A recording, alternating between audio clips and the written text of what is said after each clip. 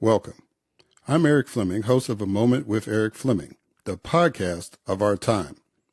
I want to personally thank you for listening to the podcast. If you like what you're hearing, then I need you to do a few things. First, I need subscribers. I'm on Patreon at patreon.com/A Moment with Eric Fleming. Your subscription allows an independent podcaster like me the freedom to speak truth to power and to expand and improve the show. Second, leave a 5-star review for the podcast on the streaming service you listen to it. That will help the podcast tremendously. Third, go to the website, momenteric.com. There you can subscribe to the podcast, leave reviews and comments, listen to past episodes, and even learn a little bit about your host. Lastly, don't keep this a secret like it's your own personal guilty pleasure. Tell someone else about the podcast. Encourage others to listen to the podcast and share the podcast on your social media platforms because it is time to make this moment a movement. Thanks in advance for supporting the podcast of our time. I hope you enjoy this episode as well.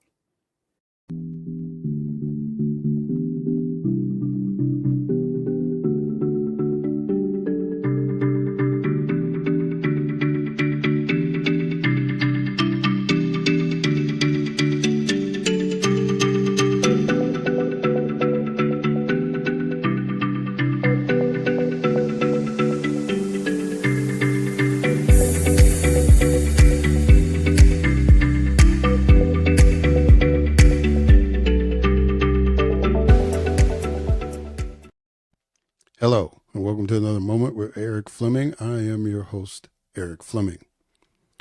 And today I am blessed to have two guests come on. One's going to talk about the conservative viewpoint of what's going on in this election and an exciting event that's coming up. And the other is an author that has this very, very compelling book on a very, very important topic that needs to be addressed in America. We kind of put it on the back burner with a lot of other topics that we have to deal with. But this is something that needs to be addressed. And this author found a very, very creative way to talk about the severity of this issue. So I look forward to these interviews. I look forward to you listening to these interviews.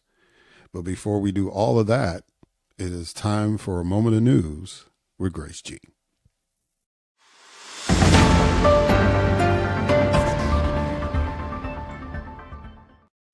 Thanks, Eric. California lawmakers passed only one part of a 3-bill reparations package, with the session ending amid concerns from Governor Gavin Newsom.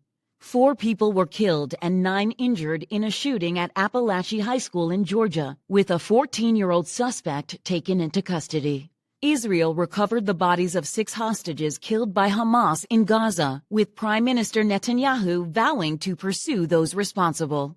Thousands of U.S. hotel workers held strikes in several cities over stalled contract talks with major hotel chains during a busy Labor Day weekend. Vice President Harris emphasized a tough migration policy and support for Israel in her CNN interview, while expressing willingness to include a Republican in her cabinet. Vice President Harris leads Donald Trump 45% to 41% in a new Reuters Ipsos poll, showing increased support among women and Hispanics. Donald Trump stated he would vote against a Florida amendment to enshrine abortion rights, after previously causing confusion with his stance. A Texas woman was indicted for the attempted drowning of a 3-year-old Palestinian-American Muslim girl, with charges including a hate crime enhancement. Pennsylvania's Commonwealth Court ruled that mail-in votes cannot be discarded for incorrect envelope dates in Philadelphia and Allegheny counties. Robi Freeman and Wandrea Shea Moss sued Rudy Giuliani, accusing him of trying to shield his Florida condominium from their $148 million judgment. A bus accident in Mississippi killed 7 people, including 2 siblings, and injured 37 others, most of whom were Latin American passengers. And hunger in the U.S. reached its highest level in a decade last year, with 18 million households experiencing food insecurity. I am Grace G, and this has been A Moment of News.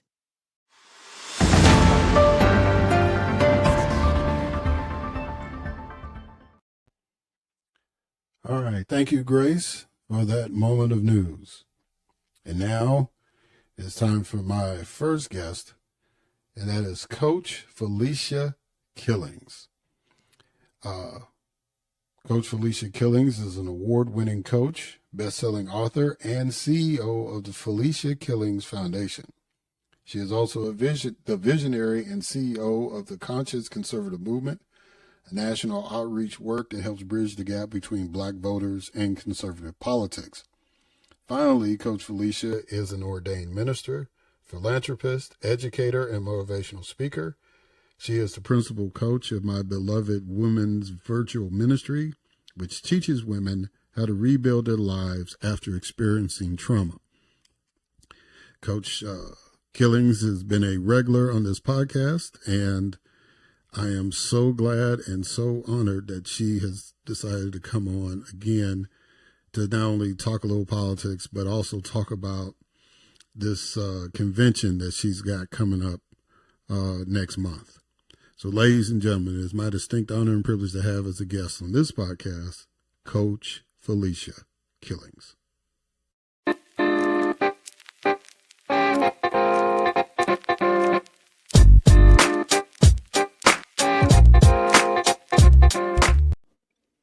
All right, Coach Felecia Killings. How you doing, Coach? You doing good? Yes, I'm doing great. Thank you so much for having me. Well, it's always good to have somebody on that I respect greatly. And Thank you. I know that we may not be on the same side of the vineyard, but I do know that you're a good worker. And Thank you. and I want to get, I definitely wanted to get your perspective based on everything that's happening. Plus, you got something coming up that I think is pretty exciting. So I wanted to get you on to talk about that. But Sounds good. Yeah, but before we get into all that, you know, my routine is we got to have a quote. So Okay. your quote comes from the Apostle Paul, his letter to the Church of Ephesus, starting with the 4th chapter, 7th verse. It says, "But to each one of us grace was given according to the measure of Christ's gift. Therefore," he says, "when he ascended on high, he led captivity captive, and he gave gifts to men." Now this, he ascended, what does it mean? But that he also first descended into the lower parts of the earth. He who descended is also the one who ascended far above all the heavens, that he might fill all things. And he himself gave some to be apostles, some prophets, some evangelists, and some pastors and teachers, for the equipping of the saints for the work of the ministry, for the edifying of the body of Christ, till we all come to the unity of the faith and of the knowledge of the Son of God, to a perfect man, to the measure of the stature of the fullness of Christ, that we should no longer be children, tossed to and fro and carried about with every wind of doctrine by the trickery of men and the cunning craftiness of deceitful plotting, but speaking the truth in love, may grow up in all things into him who is the head, Christ. What does that verse mean to you? Well, wow. Okay, so it's a powerful verse. I think that it's interesting because I recently started this new teaching series called Revival Begins in You. And that was one of the first verses that I shared with my audience in terms of looking at how the gifts that Christ has given to the church is designed to equip and edify every single believer so that they are functioning in their calling and grace, and so that they are also building up the entire body of Christ, and we are all working together. Paul also talks about how we all function differently. Some might function like the fingers, some might function like the arm, and what have you. And the idea is to get us all working together, each one having a part and share in this great kingdom work, whether it is in the political space for some folks, if it's in business, ministry, community outreach, or whatever.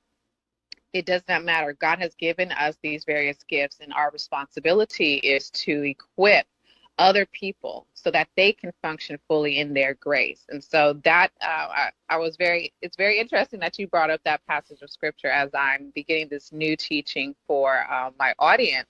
Again, it's called Revival Begins in You. Well, you know, I'm a subscriber to the newsletter, and Okay. that's one of my favorite verses because I remember as a young man going into going to church and growing in the faith. That was one thing that our pastor was really stressing is that a lot of times parents, if you had a gift of oratory or if you seemed to have a strong leadership presence, a lot of parents were kind of pushing us to get into the ministry. And so he wanted us to understand you don't have to be a preacher to do the work, right? Yeah. You don't have to be in the pulpit. And so that was a verse that he stressed and something I've carried on.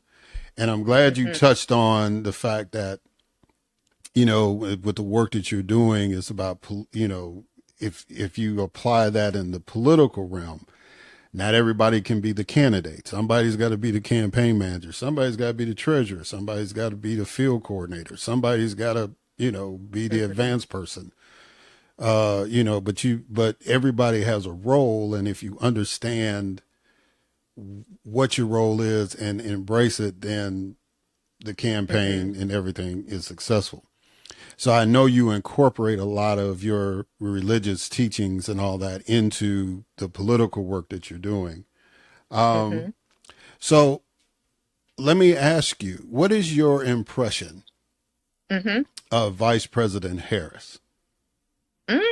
Okay. So just for your audience, so they also know, I retired my political consultancy stuff Oh, okay. a week ago. Yeah, because like I said, I've been starting this new teaching series, and God really has my focus there, and particularly the evangelical church, which is actually my main audience, and why I talked heavily about republicanism, conservatism, all those various things. So, but even with that said, I could say this: when it comes to VP Harris, I never vote Democrat. So that's just always been my thing. I've never really saw some of their policies as conducive to my own individual self. Looking at history, we can say that not all these policies have been beneficial to Black Americans. So when I look at her and I look at Democrats, I don't know enough about their individual policies to say definitively that all of them are just absolutely destructive to Black Americans. I can be honest about it and see that there's reasons why some Black Americans are going to vote for her, and that's their prerogative, right? That's everybody's business. But me personally, I would never do it. Now, notwithstanding all that, she is running a very fierce, fiery, firebrand of a campaign just across this nation, and it's very interesting to watch her go from this I guess you could say an underdog, I guess, into this kind of powerhouse where she has fabulous marketing. The Democrat machine is under her. So I'm not going to lie, it's impressive. As someone who has looked at certain campaigns, I'm like, why y'all didn't do this over here on this side? But with that being said, I have warned conservatives, especially those who are diehard Trump loyalists on this side. I warned them for 5+ years that Kamala Harris was going to be a formidable force against Trump. And this is when I said this in 2019, when she had first launched her campaign to be president. And all of them, everybody was against me when I gave that statement. They were just like, no, she could never do it. They had all those negative stereotypes about her, all these disgusting, derogatory stories. And I said, no, she's going to be formidable against Trump because he absolutely does not know how to defeat her in a campaign. And honestly, if she had the Democrat machine under her in 2019, she more than likely would have won in 2020, but she didn't have it, right? It was Biden's year. I'm gonna just leave it like that. But looking at her right now, you can basically see what I was talking about in 2019. Like if she had had the full weight of the machine under her and backing her, she would absolutely win. And we're seeing evidence of that. Again, I'm speaking very objectively. Like I said, I do not vote Democrat, but I do tip my hat to the marketing because it is absolutely fierce. And then you have to compare that with what we're seeing and witnessing from Trump's campaign, which is, in my opinion, just absolutely disastrous. And so when you have one campaign that's pretty solid and then the other one that's just floundering out here, I mean, you're basically getting the results that you see today. So that's my perspective on it. Again, I am not going to vote for her, but I see and understand why her numbers are increasing in the polls and even among, different demographics who are interested in seeing the first female president. So tell the audience again, because you came to a conclusion that you don't support the Democrats, and you but it's more or less not so much I'm against the Democratic Party or I'm for the Republican Party. You're a black conservative. And so because the Republican Party has lined up with and reached out to the conservative voices, you tend to vote that way, and you've organized, and especially in the black community, trying to get black folks to vote that way. You kind of shocked me when you said, nah, I'm not doing that anymore. I was like, really? What? But I get it. Yeah. I should clarify, I'm on pause for right now until 2028. So I will pick it up back again with the next election. But for right now, I'm like, I feel like, and I know that there's this message that needs to get to evangelicals. So it has my attention at this point. I wanted to add that element. Okay. All right. You're on pause. You're not in retirement. Okay. I get that. Yes. Yeah. I get that. So, but what is the appeal? And you've said it on the show before, but kind of like you made it emphatic that even though you respect Vice President Harris, you can't vote for her because basically of your beliefs. So what is it about the Democratic platform? Is there particular issues? Is there a particular concept? What is it that, turns you off of the Democrats? And are you still seeing, even though you're not actively consulting and recruiting people like you were, do you feel that vibe in the black community, as far as, that it does some of the things that turn you off, turn black folks off, is what I'm trying to get to. With regards to VP Harris?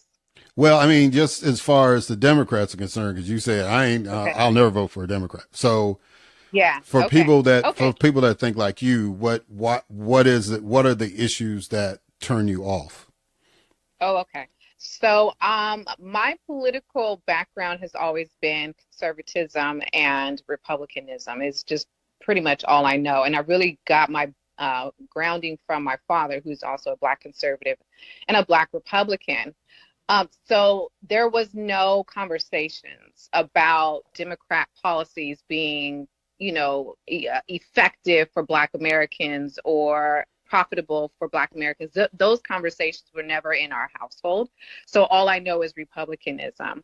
Now, with that said, over the last almost a decade at this point, the more I have learned about the concept of progressivism and conservatism, the more I'm looking at even both parties and saying, I'm only going to support candidates who are conservative candidates. So I have on the right, I have an issue with Ron DeSantis. I have an issue with him because he's too progressive in his republicanism. He has no problem using the arm of government to go after a corporation if that corporation espouses any kind of ideology that goes against what he wants. You know what I mean? To me, that is progressivism. It just happens to be on the Republican side. I can look at progressivism on the Democrat side And I can see how in these various communities that this big expansion of government power is crippling the economics within these areas, whether it is, coming after, I'll use the example of the PRO Act, for example. This is a policy at the federal level where they want to try and completely eliminate the freelance independent contract economy. So I can look at Democrats and say, all right, you want to kill the freelance business, which has been essential to me as a single mother when I wanted to homeschool my daughter and work from home. Like, I needed the freelance economy. I needed this independent contract economy to help me get back on my feet. So I can look at both of these parties and see where progressivism is a problem for me. That's where I'm going to have conflict. That's where it's really more so about the ideology versus the political parties. And I can look at Trump as well, and I feel like he is moving too far into this more progressive mindset, and he's just happening to use our Republican platform. So I can look at it from that ideological perspective. I wouldn't say so much that other Black conservatives are going to go that deeply in terms of differentiating between both ideologies.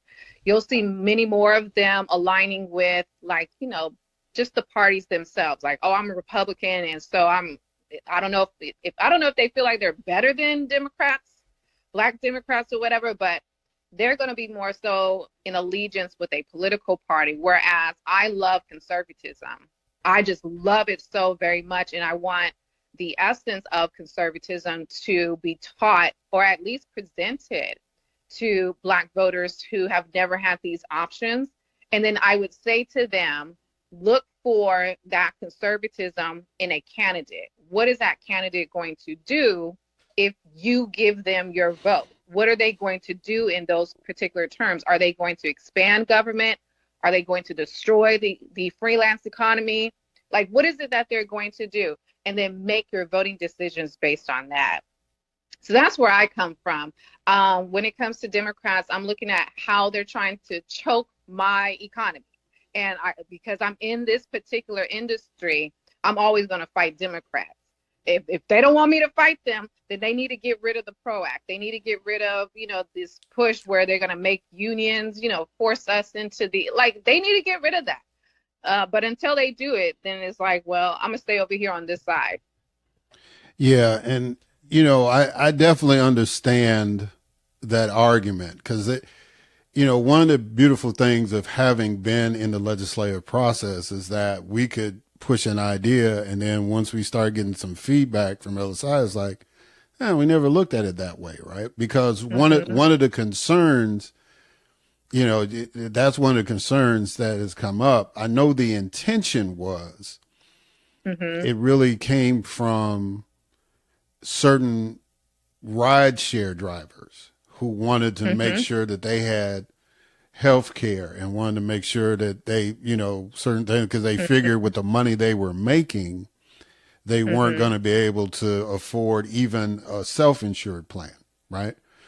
So that was kind of the genesis of that. And then, of course, now it's going to affect people on Fiverr and everything else who didn't ask for that.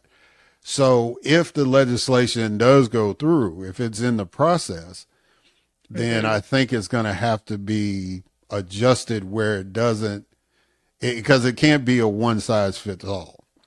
Yeah. And that's a lot of times what happens in the legislative process. So I'm glad you highlighted that particular one, because a lot of people are like, well, what's wrong with, benefits and all this kind of stuff? It's like, well, it's like California basically said, well, if we're going to do that, then you actually are employees of Uber, or you're employees of Lyft. And it was like, whoa, wait a minute, no. Because then that means I'm gonna have a schedule. I gotta do, I don't have that freedom anymore.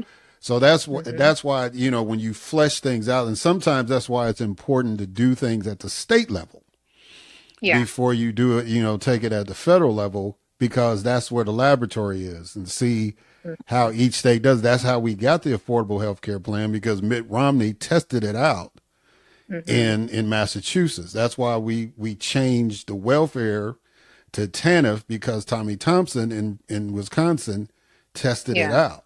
So I mean, Yeah. that's when you can get the states to do things before Hmm. it becomes federal, then that way you can kind Hmm. of see what impact it'll have before you just throw it out there. So I'm And glad. I would, Go ahead. oh, I was going to add here, the thing about testing it out in a state and then making it federal, the only pushback, and I guess this is where my conservatism comes in. The idea that what might work in California is just automatically going to work at the federal level for all 50 states, I find that to be problematic. So if one state says that a type of PRO Act works for them, cool. They get to vote for that. That's their republic, right? They get to make those decisions. But to force the rest of the nation to come under that same kind of law when it was never tested in our republic, it was never voted on in our republic. Like there was no fighting in, Congress. That you get what I'm saying? When that happens, then it becomes, in my opinion, a violation of my individual rights. And for that reason, that's when I go to war. And so that's my pushback when it comes to this. Again, that's probably where my conservatism pops up, because I do not believe that something that might work in one state must automatically be applied to all states when it comes to some of these particular policies, especially like when it comes to the independent contract economy. Right. And the other point, well, there's a couple of other points I wanted to touch on before we get to the convention. Mm-hmm. You had mentioned about growing up in that household. People ask me, well, how did you become a Democrat? Even my great aunt, who was a Republican to the day she died, Okay. she always was like, how you become a Democrat? And I was like, my precinct captain was, my little league coach. I mean, that's how it is. I growing up in Okay. Chicago, it was just like you grew up in a conservative. I grew up in a Democratic household. I grew up, Okay. and it was like, okay. And of course I, as I get older and all that stuff, I see the warts as well as the good stuff. But, Mm-hmm. that was what kind of shaped my philosophy. And, Mm-hmm. watching the different presidents, watching how the Democratic presidents did as opposed to Republicans, I was like, yeah, I kind of line up with what those Democrats are doing, And so, Mm-hmm. and that was my entree into politics. And people don't understand that that's important in Yeah. order to maintain a vibrant democracy.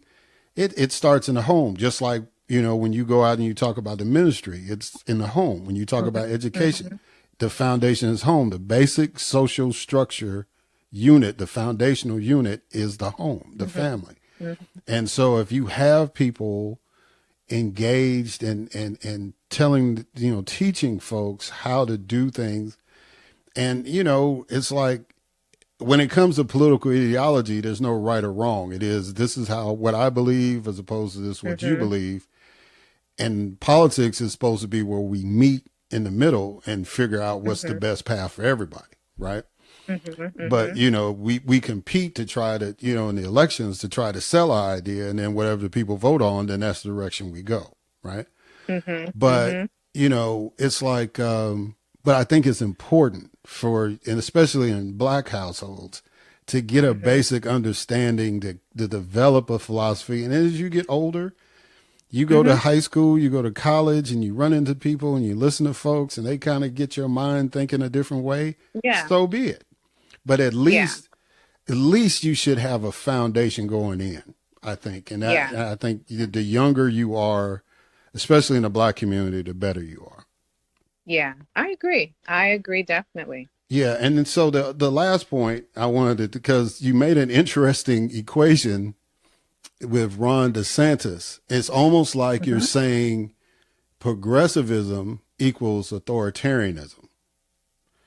Yeah, I see progressivism as, I just say, big government, right? The Hmm. bigger it is, that means that somebody's going to lose a lot of rights at some particular point. So I could look at DeSantis in Florida, and if the conservatives out there in Florida love him, okay, cool, that's your republic.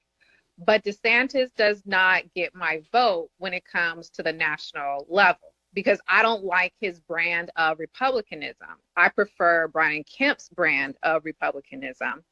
And that brand actually appeals more to, I believe Brian Kemp, if I looked at the polls again, I think I saw like Brian Kemp had an approval rate among Black voters at like 40 something percent, close to 50%. Like that's super high when you're talking about Black people and Republicans. So I prefer Brian Kemp's brand of, conservatism or republicanism. I would vote for that at a national level. I would be more willing to evangelize something like that, right? But when it comes to DeSantis, absolutely not. Like, why is Black history being discussed as something that you intend to, elements of it that you intend to ban? That's a problem for me. Why are you going after Disney as a corporation? Now I'm thinking, are you the type to go after small businesses? Like, these are the things that go on in my mind as a conservative. And for that reason, I cannot get behind somebody like that. But there are so many conservatives on this side who do like what I call progressive republicanism. They love the strong arm of government to enforce whether it's their morality or what they want in terms of America moving forward. They are okay with government being as expansive as it possibly can be, as long as it appeals to, their idea of what conservatism is. So that's where I do a lot of battling on the right with my fellow Republicans, because I'm like, this is not liberty. This is not freedom. This is just progressivism wrapped in a red cloak. So that's my perspective on it. Like I said, even when it comes to conservatives, we're not a monolith. And for that reason, I'd spend a lot of time battling on my own side rather than battling Democrats. Yeah, and the internal fights in party organizations, healthy party organizations, is good, and Yeah. that's what you're supposed to do. Brian Kemp going to run for governor. I mean, not governor. You're going to run for president. You're going to run for the U.S. Senate. What you think? Oh, I need him to run for president. Like, I don't know if he's going to do. I've already been pushing him. I already said this is the winning ticket for 2028. So they know.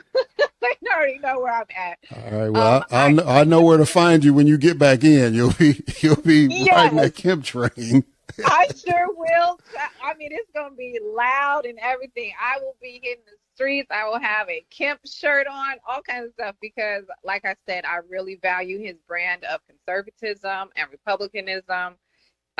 It will be so easy for me to sell that brand to Black voters versus selling a DeSantis brand, which would be very hard. So yeah, I want him to go for the president. I don't need him to run for Senate. Somebody else can do that.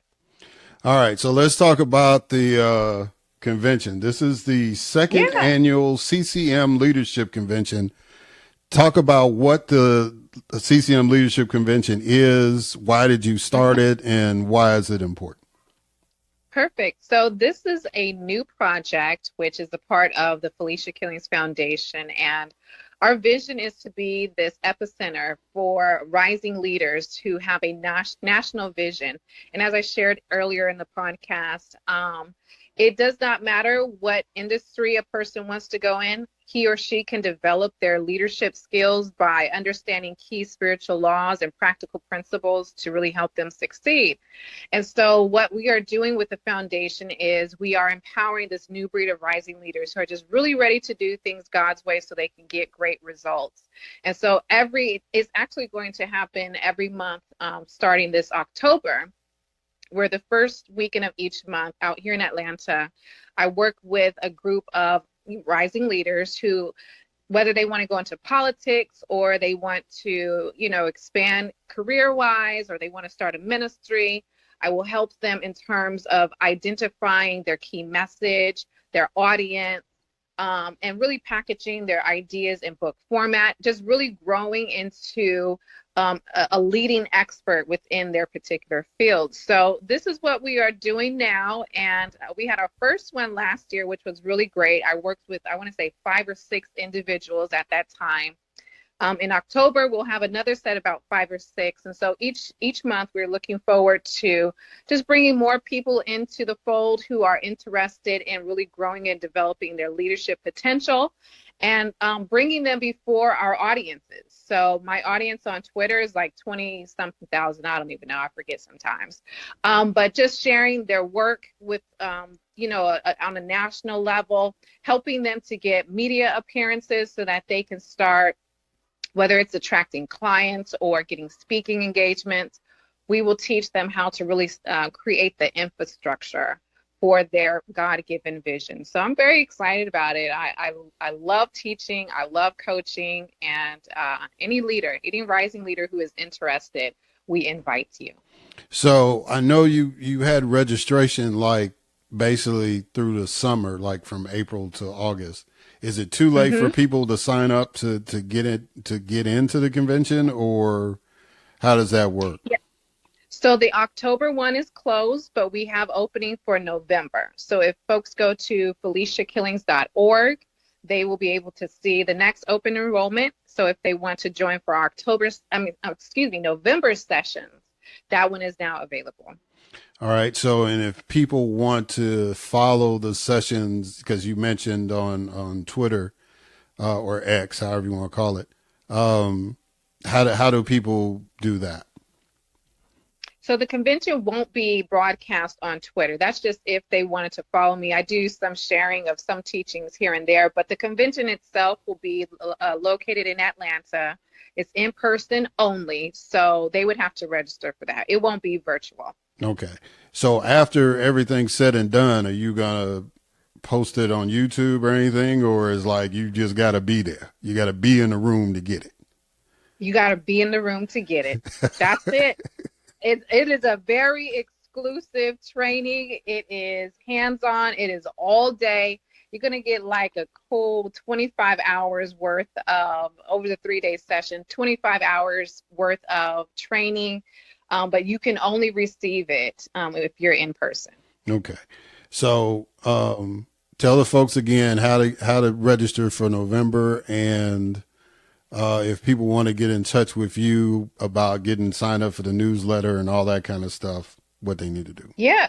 So folks can go to FeliciaKillings.org. That's FELECIA Killings.org, and you can register for our November session. You can also follow me on Substack at CoachFeleciaKillings.substack.com. That's my newsletter. That's where the podcast is posted. I do a new teaching, like a 30-minute to 40-minute teaching every morning, absolutely free over on Substack. But if you want that one-to-one training for your individual specific vision, join us this November for our next leadership session. All right. Coach Felecia Killings, is always a pleasure and an honor to have you come on the podcast, sister. I am glad that you are following your calling, following the direction that God has given you to do this kind of work. I am honored to call you a friend, and you know the rules, so you've already been taking advantage of that. You've been on this program several times, and you're more than welcome to come on anytime that you want to. So thank you again for what you're doing and for being on the podcast. Thank you so much. Blessings. All right, guys, and we'll catch y'all on the other side.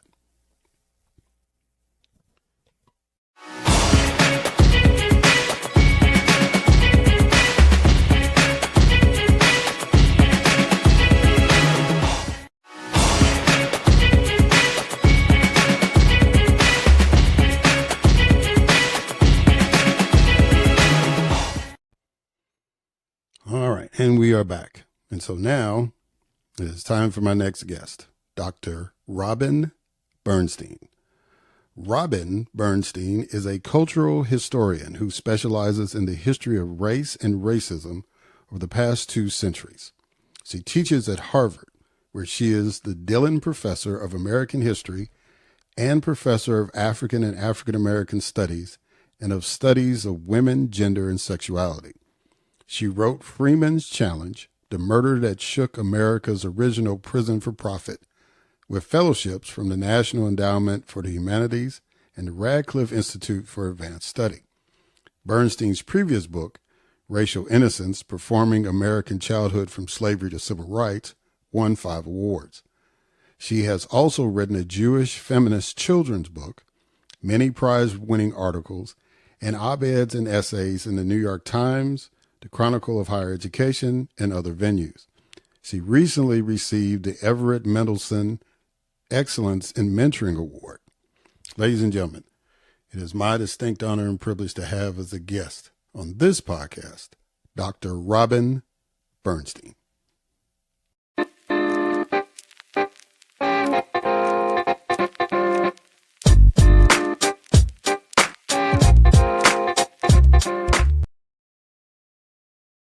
All right, Dr. Robin Bernstein. I said the name correctly, right? You did, yes. Okay, I did. I do not have problems with people correcting, because you'll be surprised how many times people have mispronounced or misspelled my name. So I'm very sensitive to that. So Dr. Bernstein, first of all, I'm honored that you took the time to come on this podcast. And we're going to be talking about your book, Freeman's Challenge, The Murder That Shook America's Original Prison for Profit. But before we do that, I have a quote for you. And I want you to tell me what this quote means to you. It says, "No one truly knows a nation until one has been inside its jails. A nation should not be judged by how it treats its highest citizens, but its lowest ones." What does that quote mean to you? Well, the first thing that I want to say is that I think that's absolutely true. I think prisons and jails and carceral systems are mirrors of a nation's values.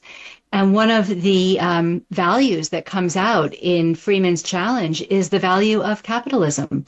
My book is about how capitalism and incarceration got knitted together. There's nothing natural, there's nothing inevitable about that connection, but they in fact got knit together, and they got knit together in the North, not the South, long before the Civil War. So I think that that quote really reflects the absolute truth that what if we look to prisons in the United States right now, what we're going to see is capitalism. And I think that's exactly what is most important in the United States right now. That's the soul of the United States. So is that what led you to write this particular book? I was led to write this book because I learned some things that surprised me. I stumbled across the story of William Freeman, which is a story that has not been told very much at all. I stumbled across his life in a footnote.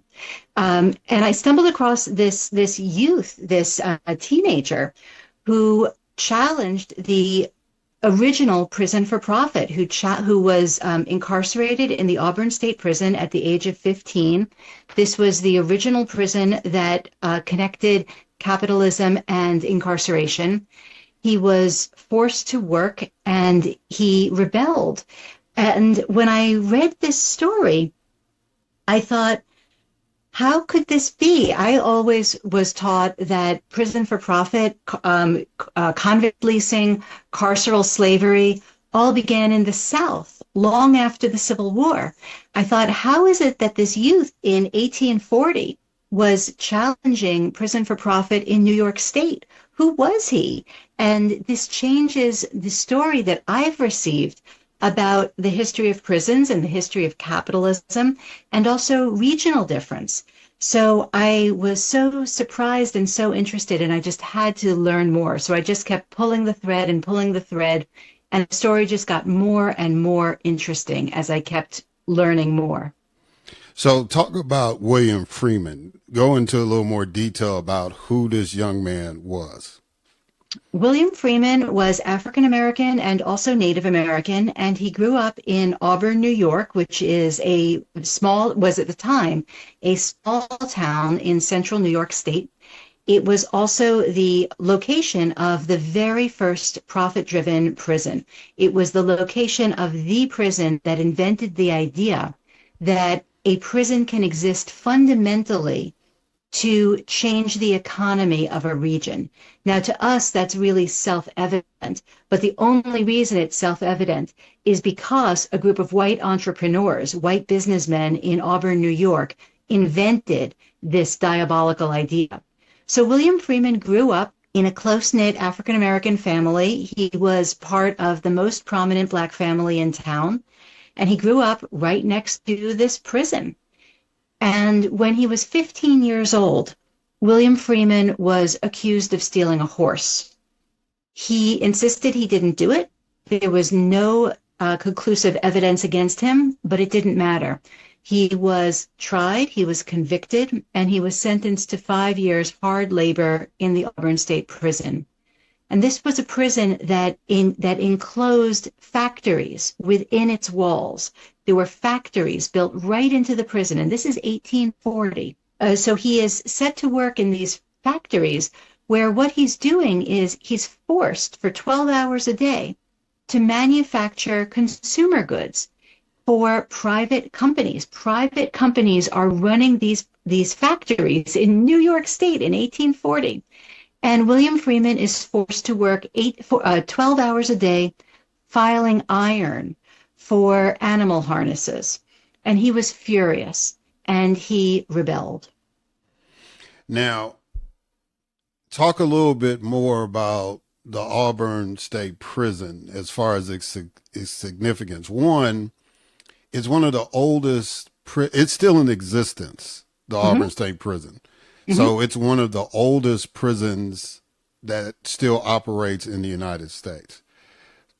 You know, you talked a little bit about the factories being inside and the symbolism of, well, you know, as far as capitalism, but talk about the significance of the prison itself, what it did for that little sleepy town of Auburn, and created this whole conversation about the prison system in America.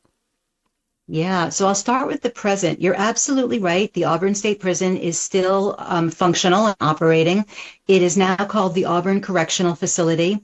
It is the oldest continually operating maximum security prison in the United States. And it is the prison that invented the idea that a prison's primary goal can be financial, that the primary goal can be not to administer justice, not to reform people, help people become better, not even to punish people, but instead to economically benefit people who are not incarcerated. So Auburn was a tiny, tiny little town. And until this group of white entrepreneurs got this idea to build a prison in order to transform the town into a city. That was their goal. They were businessmen. They wanted to have greater markets for their own goods. They wanted money to flow into the town. They wanted to build things like banks. So at the time, and this was 1816, at the time, New York State was offering a contract to build a prison. At the time, New York had only one prison. It was in New York City. It was overrun, and it was also notoriously corrupt. So the state wanted to build a second prison.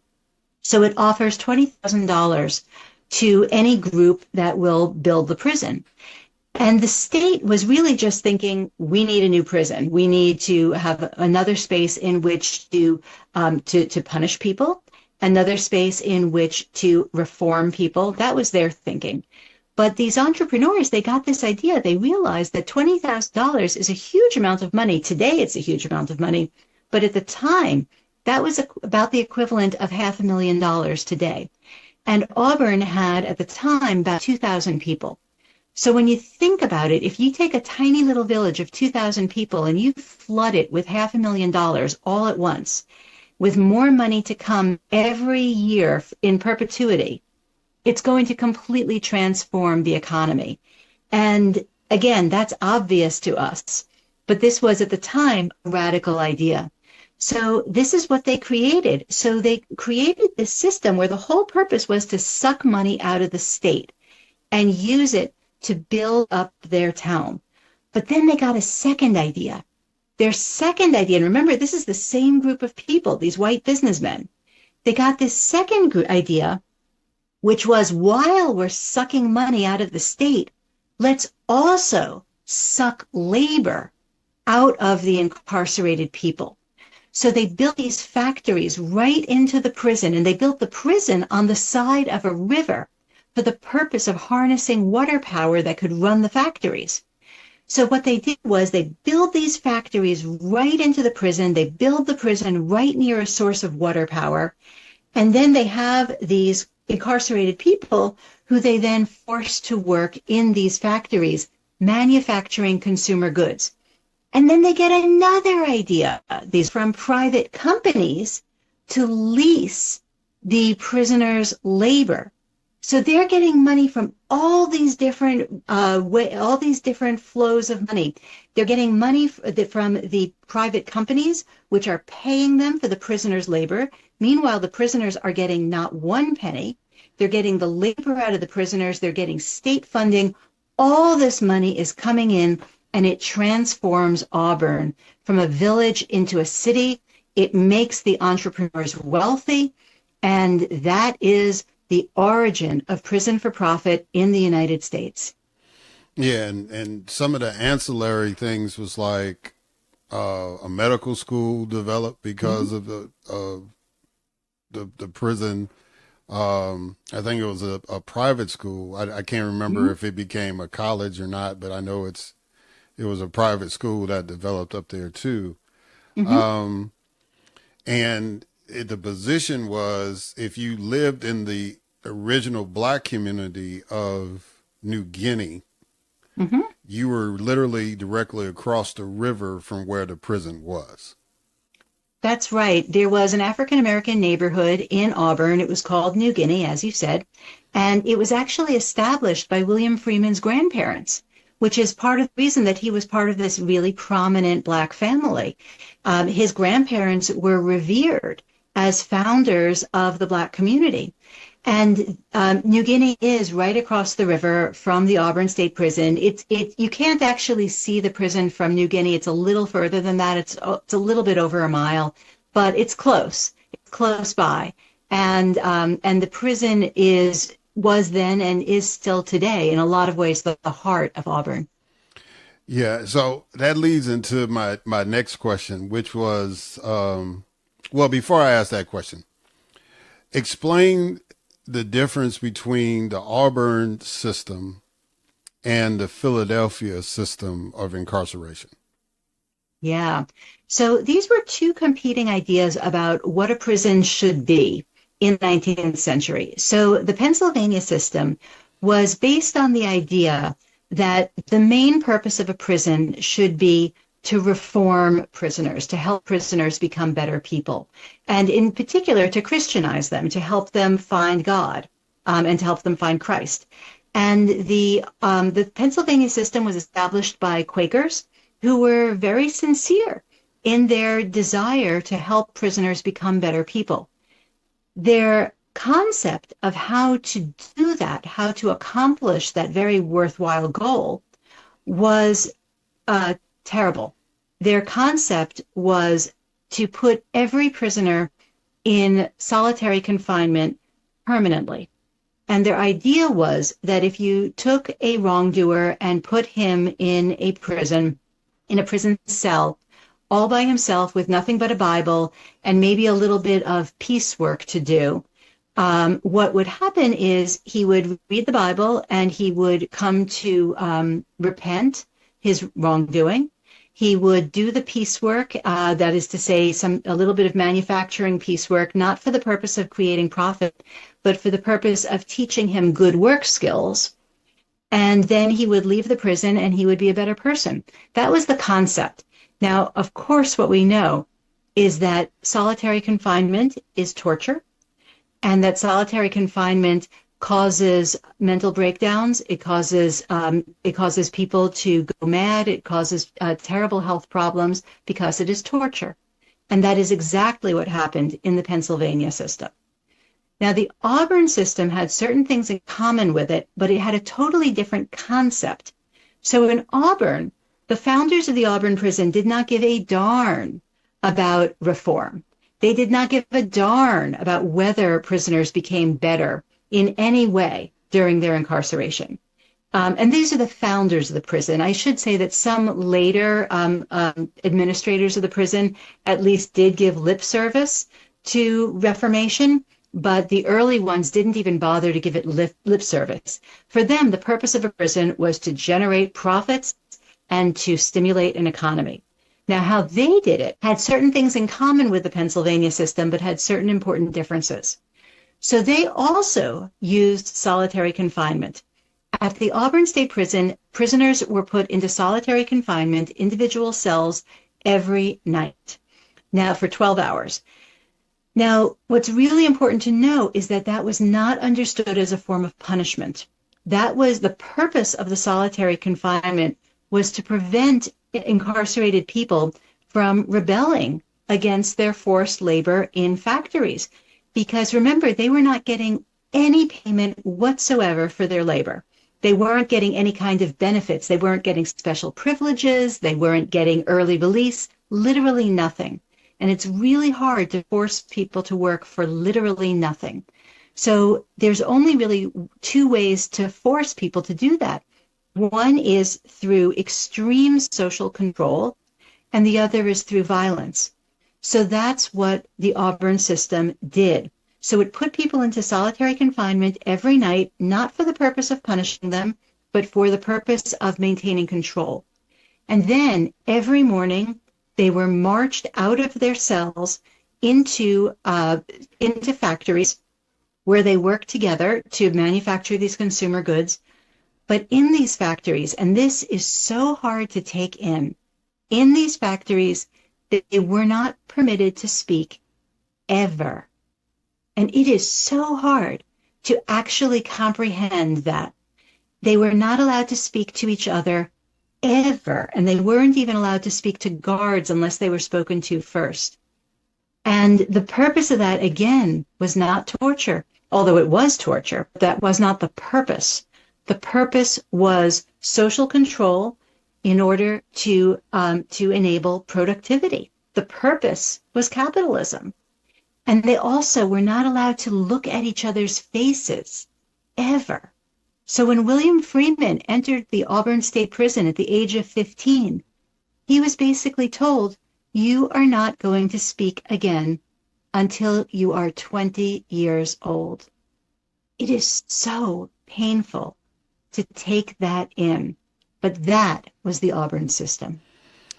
Yeah, and then Auburn had some other methods too, like the cat of nine tails or the whips, and this thing called the shower bath, I think, or something like that.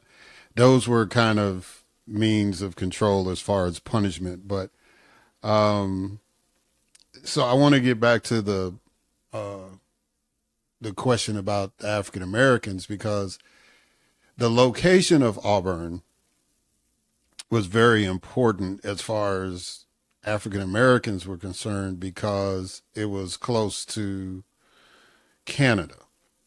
And so there was a lot of, near Niagara Falls, Buffalo, all that. So, cause I want to say like it's in between like Syracuse and Rochester. Is that kind of my geography good?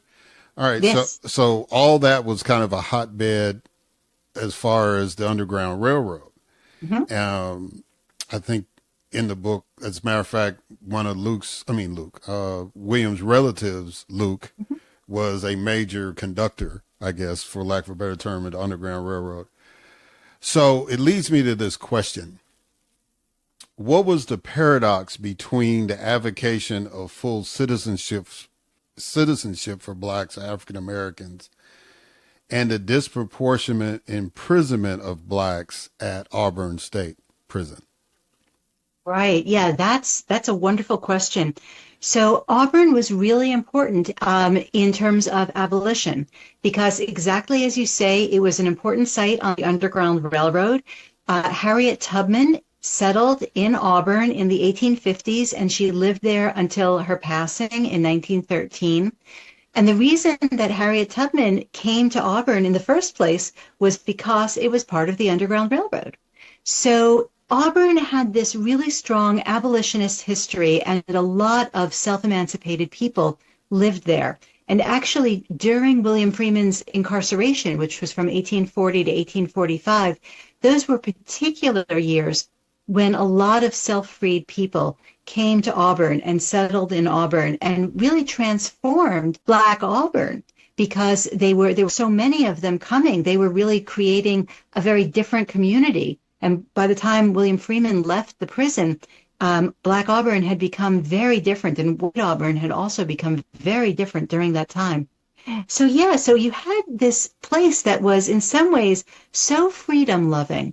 And William Freeman's uncle, as you said, his uncle Luke was a major influence on the Underground Railroad. Luke's son, Burgett, was also involved with the Underground Railroad. So there was a lot of freedom loving in Auburn, and yet Auburn was the site of this new form of unfreedom. And that was a paradox that everybody in Auburn lived with. And for the most part, people didn't see it as a contradiction. And this is really difficult to understand in retrospect. But the prison was seen mostly in positive terms, including by the Black community, because the prison was actually stimulating the economy. It was doing exactly what it was designed to do. And a lot of people, including Black people, were doing pretty well financially as a result of this prison being in the town. And so that buys a lot of consent. And there's a really important lesson here, I think, which is that when people are doing pretty well economically, they can consent to things that under other circumstances they find reprehensible. And that is very much what was happening in Auburn. Yeah, and one of the other things you pointed out in the book was that the prison itself was kind of a weird symbol of the ascertainment of rights, because those who were advocating for citizenship, was part of that advocation was they wanted to have fair trials. Yeah. And so the prison symbolized the fact that the justice system actually worked in that kind of weird esoteric sense, instead of, dealing with the horrors that were going on in there. It was just the fact that, well, prior to this prison and prior to us getting rights, it was like, they caught us, they were going to hang us on a tree. They weren't going to take us before a magistrate or whatever. So I thought that really hit me when I read that. I was like, wow.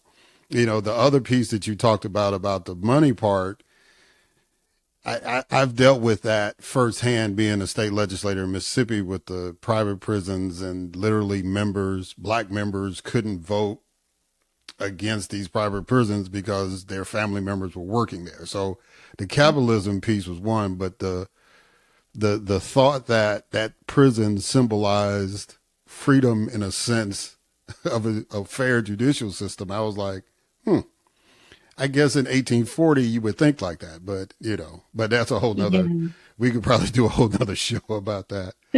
Yeah, that's certainly not how we would see it today, but at the time in 1840, that is how people saw it. But that's a really big difference from how we think today. Yes, ma'am.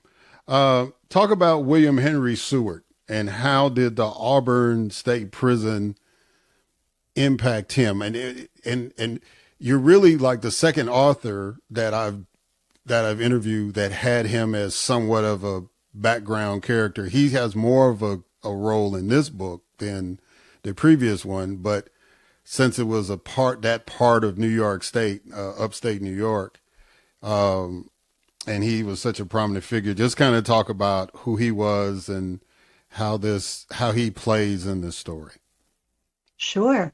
So in the 1840s, William Henry Seward was best known for having been the two-time governor of New York State. So that was his claim to fame at the time. Now, of course, 20 years later, he would become the Secretary of State to Abraham Lincoln.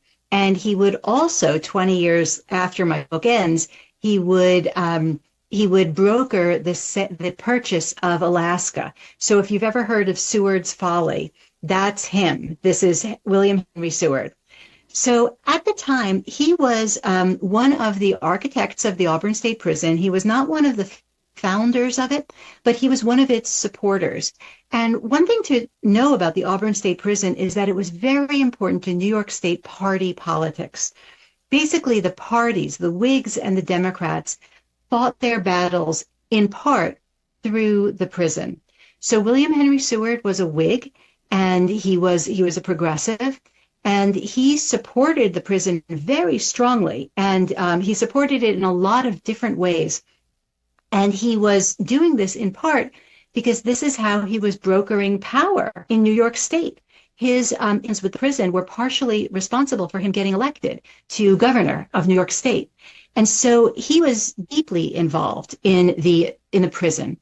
And then by the time William Freeman left the prison, when William Freeman was rebelling against the Auburn State Prison, he rebelled in a lot of different ways. He resisted first through words, which was incredibly brave because, as I said, prisoners in the Auburn State Prison were not permitted to speak. So just the fact that William Freeman spoke up and said he didn't want to work for no pay was astounding and brave. So he fought back first with words. He also fought back with actions in the Auburn State Prison. He fought back by, for example, deliberately working poorly, which a lot of people in the prison did. And then after he got out of prison, William Freeman resorted to violence. And that's the murder that's in the title of the book, Freeman's Challenge, the murder that shook America's original prison for profit. So William Freeman did commit a violent act as a resistance to the Auburn State Prison. And that's when William Henry Seward got directly involved in William Freeman's life.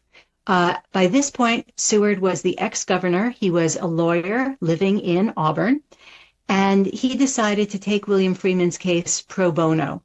And he represented William Freeman in court. And that's where William Henry Seward becomes a very important figure, especially in the second half of Freeman's Challenge. Yeah, and not to give away the book because I want people to read it, but it's like what William did. I like the way that you use parallels of things that were happening in history, even though you really couldn't read his mind, just to kind of put into context what was going on in that community in the United States, really, to kind of rationalize why he would rebel the way he did once he got out of prison. I thought that was very, very effective in that.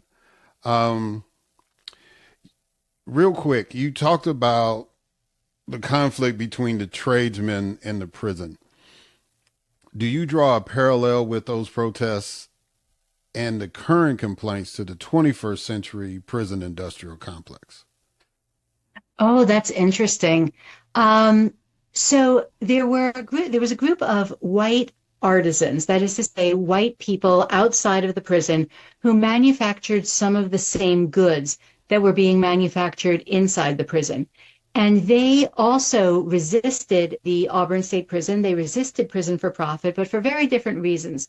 William Freeman was resisting it because it was wrong. William Freeman was resisting it because he did not want his labor to be stolen from him. He basically did not want to be enslaved. Remember, this is 1840. This is a United States where slavery exists.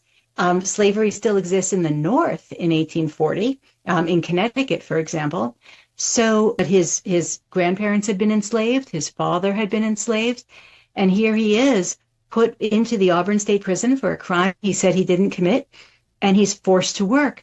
And they actually used the word slavery. The Auburn State Prison called prisoners, quote, slaves of the state. And that's what William Freeman was resisting and challenging. Now, the white artisans outside of the prison had a completely different critique.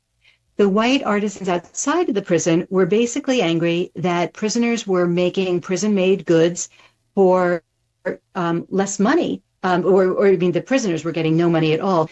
But because their labor was cheap, the goods could be sold for less than the artisans could afford to sell their goods. So if you make carpets, for example, and you are a free white person outside of the prison and you are making carpets, and meanwhile there are incarcerated people of all races making carpets for no money inside the prison, those carpets are going to cost less than your carpets. And that's why the white artisans also challenged the prison. But they challenged it only on the basis of competition. And so the compromise that the state of New York made eventually with these white artisans was that they agreed that the only goods that would be manufactured in the Auburn State Prison were goods that were not manufactured anywhere else in New York State. And in particular, that is exactly why today at Auburn Correctional Facility, there is still manufacturing going on. There is still forced labor going on in the Auburn Correctional Facility. And today, what is manufactured there is license plates. So every single license in New York State, 100% of them, are made in Auburn prison.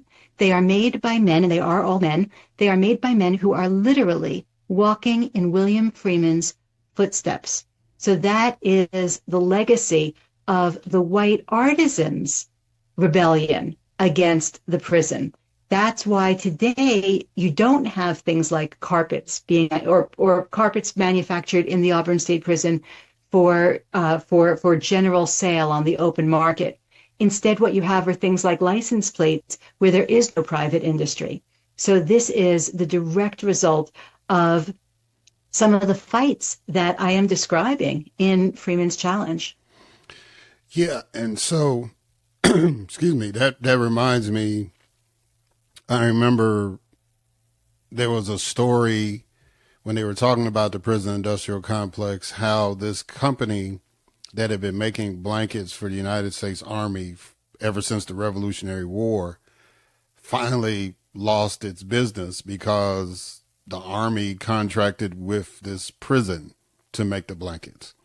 So when I was reading that part about the Artisans' Rebellion, that was the immediate story that came to mind about that. This, as you stated, this happened before the 13th Amendment was ratified. Mm-hmm.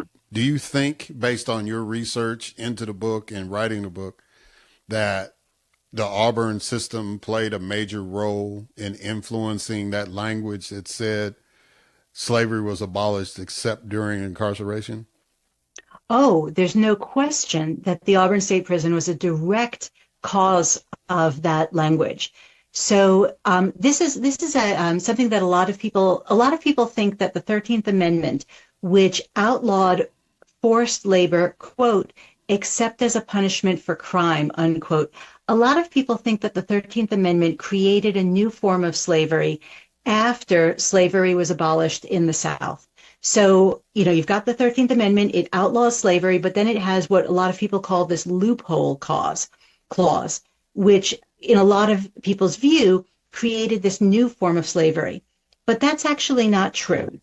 In fact, carceral labor is slavery by another name, but it is slavery that in relation to northern slavery, not southern slavery.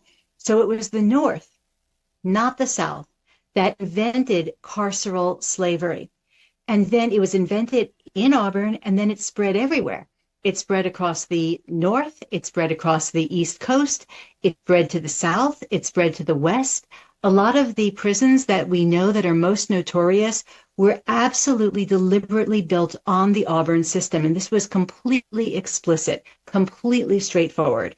So when we think of places like San Quentin or Parchman or Angola or Sing Sing, these are all Auburn prisons. These are all Auburn system prisons that were built with economics at their heart, at their core. So when the 13th Amendment was created that outlawed slavery while inserting this loophole, it did not create a new form of slavery. What it did instead was preserve an old form of northern originating slavery. It preserved this northern invention, which had by that time gone nationwide, of carceral slavery. So, in closing, what do you want readers to take away from the book, and how do people get their copy of the book, or even try to reach out to you to talk about the book, or, give lectures or what have you? Great. Well, you can get Freeman's Challenge, The Murder That Shook America's Original Prison for Profit, wherever books are sold. You can also get it at the library. And you can reach out to me. I've got a website, robinbernstein.phd.com. So you're very welcome to reach out to me.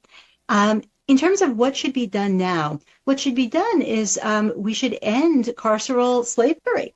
Nobody should be forced to work inside a prison, and nobody should be forced to work at all if they don't want to, and certainly nobody should be forced to work for no wages, which is still the practice in many states in the United States. And when people choose to work, they should be paid fairly. And this is the issue that is actually being debated right now in the New York State Legislature, literally right now. So there are two laws that are under consideration. They are not yet laws, two bills in the New York State Legislature. One is called the Slavery in New York Act, and if it passes, it will disallow forced labor in New York. It will not take away labor inside prisons, but it will make it so that nobody can be forced to work. People will have a choice. And the second bill is called the Fairness and Opportunity Act. And if that one passes, what it will guarantee is that people who are incarcerated who choose to work will be paid fairly and will have certain rights that we who are not incarcerated take for granted. Like, for example, the right to, if we save up some money, to put our money in a bank and earn some interest. You and I, as non-incarcerated people, if we have a little extra money and we want to open a bank account and earn a little interest on our money, we can do that.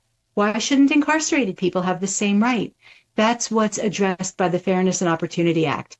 So these are really important acts that I hope will pass in New York State. I'm working to help pass them. And there are similar acts in many other states.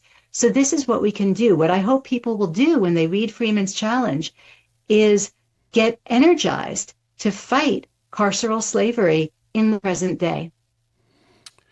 Ladies and gentlemen, the book is called Freeman's Challenge, The Murder That Shook America's Original Prison for Profit. And you've been listening to the author of the book, Dr. Robin Bernstein. And Doctor, I greatly appreciate you coming on. And I appreciate you doing this work. It's an issue that, I've been out of elected politics for 20 years. And I remember being in the legislature dealing with this issue. So it's more than past time for us to address it. And I'm glad that you figured out a creative way to put it out there for folks. It's really, really an intriguing read. I was telling somebody I'm not a big fan of fiction, but I'll read historical fiction. But I definitely like nonfiction stories, because this is a story that I had never heard of until I picked up that book. So I greatly appreciate what you've done. And thank you for coming on the podcast. Thank you so much for having me. It's an honor to be here. All right, guys, and we'll catch y'all on the other side.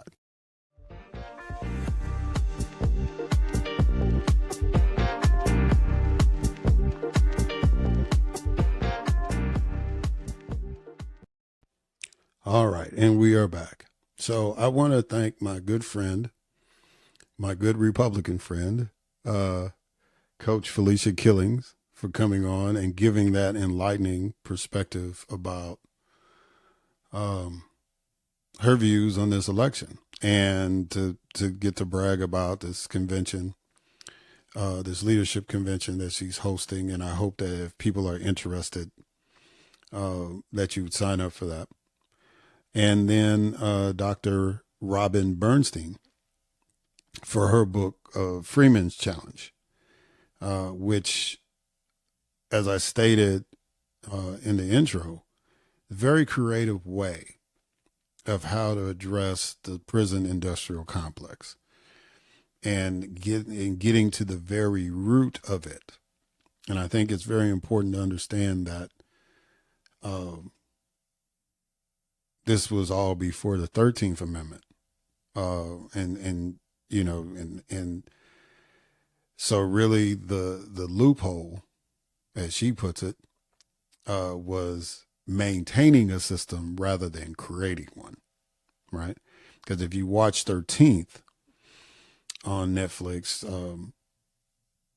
the premise was kind of like, once that 13th Amendment was ratified, then it was on and popping to get black folks in jail to get free labor. But what this book tells you is that the 13th Amendment was, the loophole was a nod to a system that was already existing. And then it went to a whole nother level after the Civil War. So that's why history is important. That's why foundation is important. And if you are grounded with a solid education, if you are grounded with true history and true knowledge, you can navigate this world. You can navigate the place that you live. You can understand why certain things are done certain ways.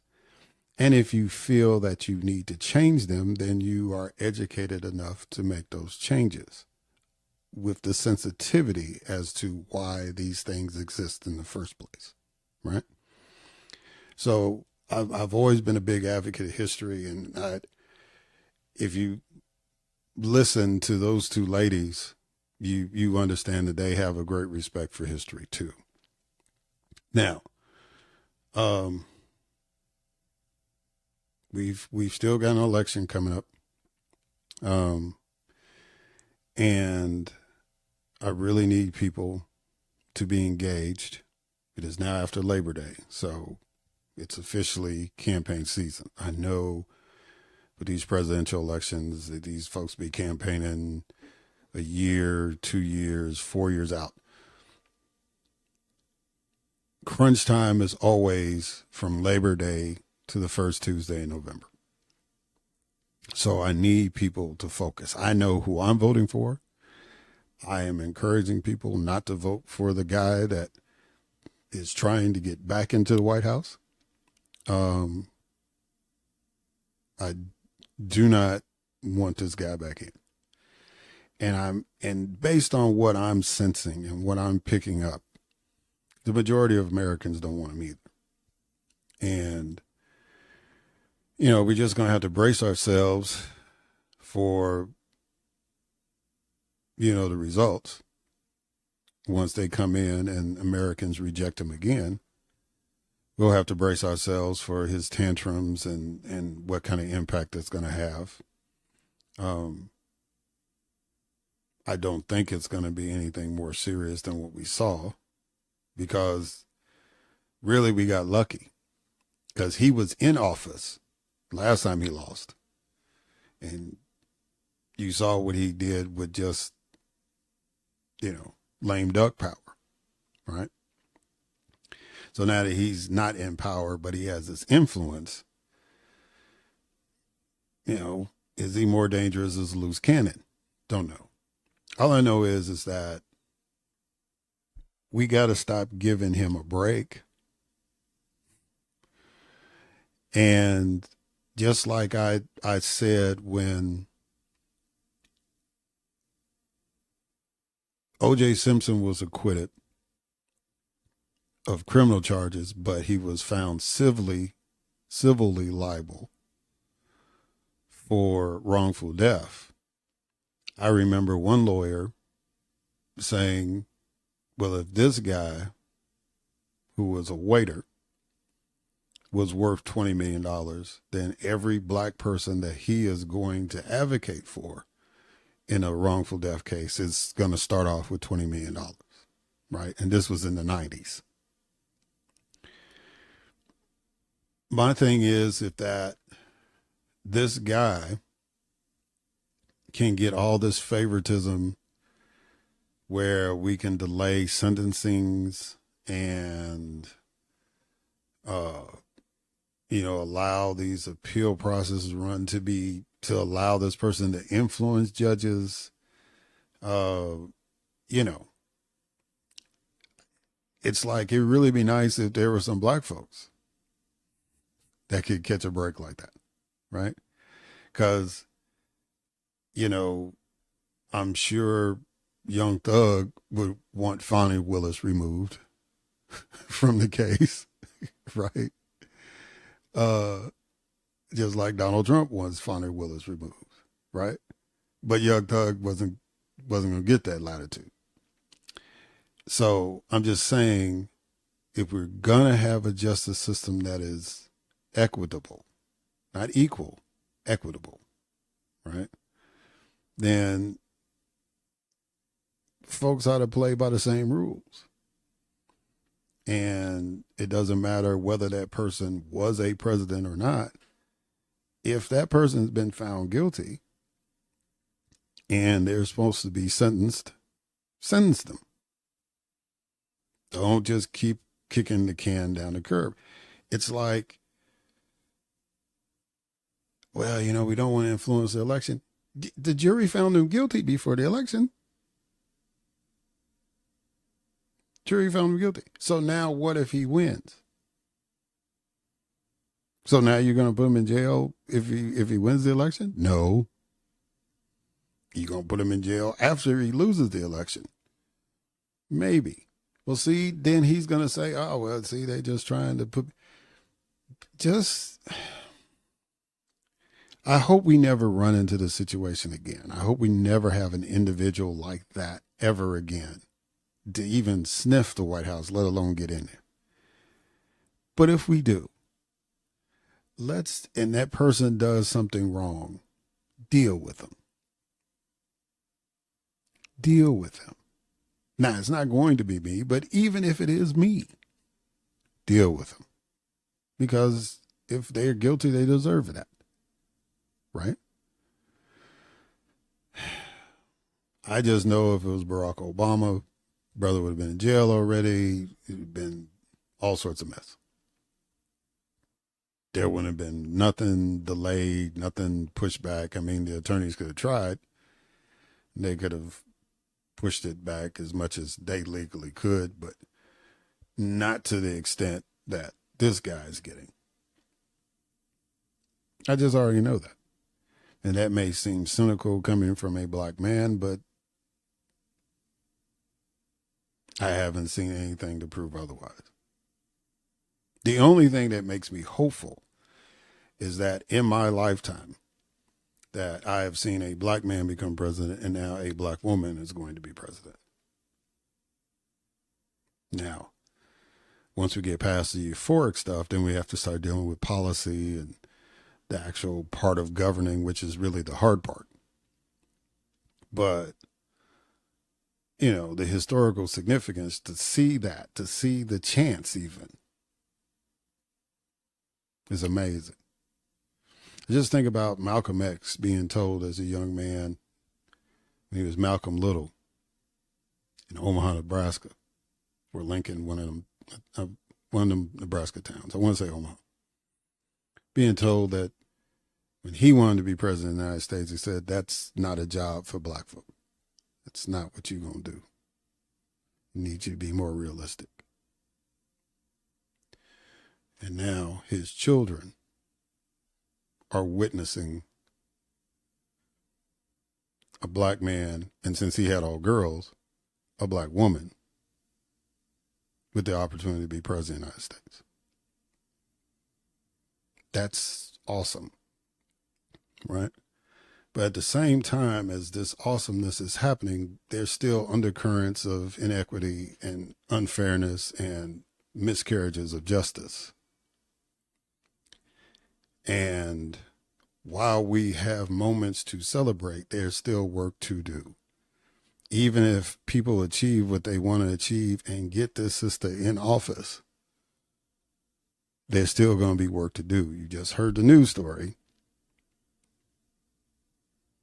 California was knocking on the door of reparations. And I just got on folks. Didn't I just get on folks about not being in the streets?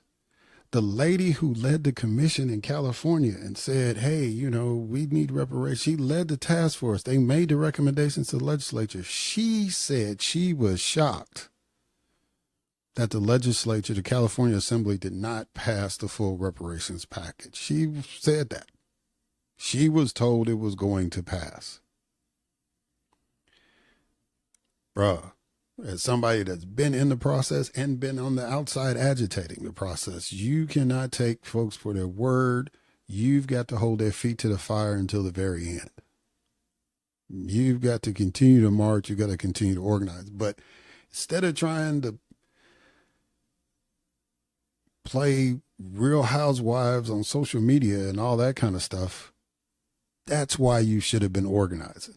Because if you've been organized in California, if you've been out in those streets like those folks were out in the streets in Chicago, that legislation would have passed. There wouldn't have been any room for flip-flopping or, we have to reconsider some things. No, you put the heat on them. You work it out. Pass it and work it out as policy.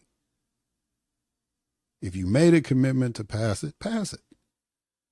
You don't renege on 2/3 of it because of something at the last minute, but you gave that person the latitude because you're too busy trying to, I don't know what you're trying to do, but you ain't handling your business. And that's why that reparations bill didn't pass in California. Then you were like, oh, we got to unelect the folks in California. No, you need to do what you were supposed to do in the first place. It's easy to just go after and try to target people. But you need to look in the mirror. You need to look in the mirror and realize, bruh, it's time to roll up our sleeves and do the work. If you're getting on social media, get on social media to organize and galvanize people to get it passed. Here's an idea. Instead of waiting for an election to try to get rid of these people, how about you push for a special session to be called to finish the job? Because whatever the issue was that Governor Newsom said, they can work that out in a special session. I literally was in a special session for 90 days. So however long it takes that special session to get the other two parts passed, make that happen. Organize, galvanize, mobilize, educate people, and get out there and force a special session in California. Now, unless there's some provision in the Constitution that says they can't do it, make it happen.